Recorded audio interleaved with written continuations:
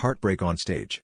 I never thought a dimly lit theater would become the stage for the most heart-wrenching act of my life.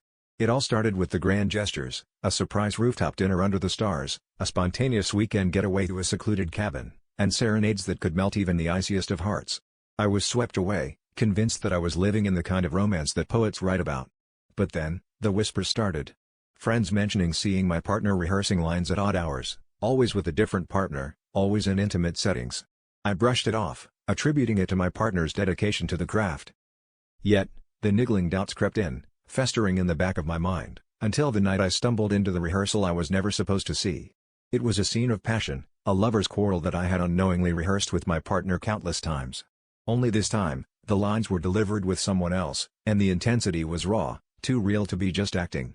My heart dropped as I realized those stolen kisses and whispered promises were nothing more than dress rehearsals for a role, my role as the unsuspecting practice partner.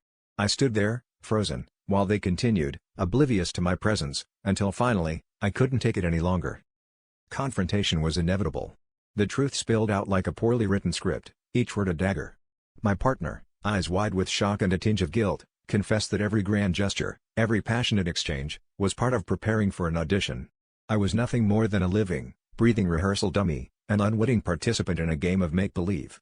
The betrayal cut deep, not just because of the deception, but because I realized how much I had invested in something that was never meant to be real. The twist in the tale was that I wasn't just losing a lover, but also the belief in my own judgment. The internal conflict tore at me. How could I have been so blind, so easily fooled by a performance? In the end, it wasn't just about the betrayal of trust but the shattering of my own self-perception.